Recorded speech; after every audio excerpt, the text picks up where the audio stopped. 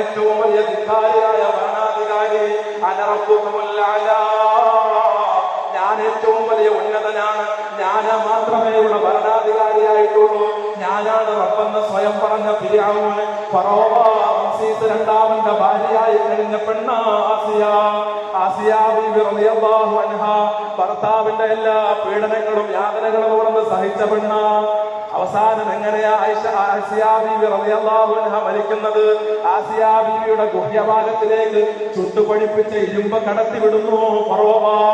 ചുട്ടുപഴിപ്പിച്ച ഇരുമ്പങ്ങ് കടത്തിവിട്ടിട്ട് ആ പ്രാണവേദനയിൽ ആസിയ ബീവി റളിയല്ലാഹു അൻഹ പൊളയുമ്പോ അവിടുന്ന് വിളിച്ചു പറയാണ്, റബ്ബിബ്നിലി ഇൻദക ബൈതൻ ഫിൽ ജന്ന. അല്ലാഹുവേ, പടച്ചവനെ, ഞാനിതാവല്ലാത്ത പീഡനത്തിലൂടെ കടന്നു പോകുന്നു അല്ലാഹ്. ഞാൻ ഈ പീഡനം സഹിച്ചതിന് എന്റെ ഭർത്താവെന്ന് പറയുന്ന ഏറ്റവും വലിയ ദ്രോഹിയെ ഞാൻ ഈ ദുനിയാവിൽ സഹിച്ചതിന്റെ പകരമായി അല്ലാഹുവേ, റബ്ബിബ്നിലി ഇൻദക ബൈതൻ ഫിൽ ജന്ന, നീ എനിക്ക് സ്വർഗത്തിലൊരു വീട് തരണേ അല്ലാഹ്, സ്വർഗത്തിൽ നീ എനിക്കൊരു വീട് നൽകണേ അല്ലാഹ്. ആസിയ ബീവി പടച്ച തമ്പുരാനോട് ദുആ ചെയ്യാണ്. മരിക്കുന്ന വേളയിൽ ജിബ്രീൽ അലൈഹിസ്സലാം ഇറങ്ങി വരികയാ. ജിബ്രീൽ അലൈഹിസ്സലാം ഇറങ്ങി വന്നിട്ട് ആസിയ ബീവിയെ കാണിച്ചു കൊടുക്കുന്നു. ആസിയ, സ്വർഗത്തിൽ നിങ്ങൾക്ക് അല്ലാഹു ഒരുക്കി വെച്ചിട്ടുള്ള കൊട്ടാരം കണ്ടോ ആസിയ? സ്വർഗത്തിൽ അല്ലാഹു നിങ്ങൾക്ക് ഒരുക്കി വെച്ച ഭവനം കണ്ടോ ആസിയ? അത് കണ്ടിട്ട് മരിക്കൂ ആസിയ.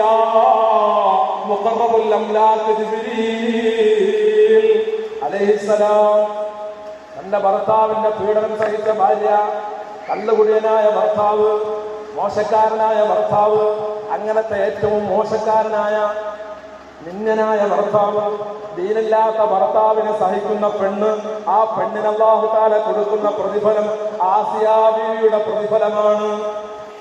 ആസിയ ബീവി റളിയല്ലാഹു അൻഹയുടെ പ്രതിഫലം. ഇനിയോ ആസിയ ബീവിക്ക് കിട്ടാൻ പോകുന്ന മറ്റൊരു മഹത്വം എന്താ?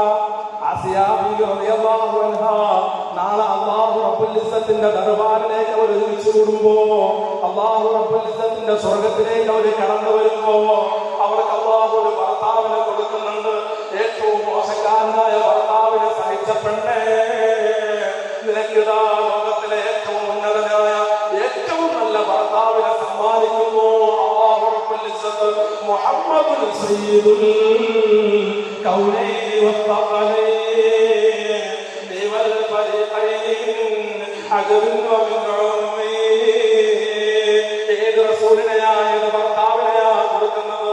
ഫറോവയെ സഹിച്ച പെണ്ണേ, ലോകം പണക്കാരനാണോ കാരണക്കാരൻ? ആ ഭർത്താവ് നിനക്കിതാ ഭർത്താവായി. ഏറ്റവും ഉന്നതനായ ഭർത്താവിനെ കൊടുക്കുന്നു അല്ലാഹ്.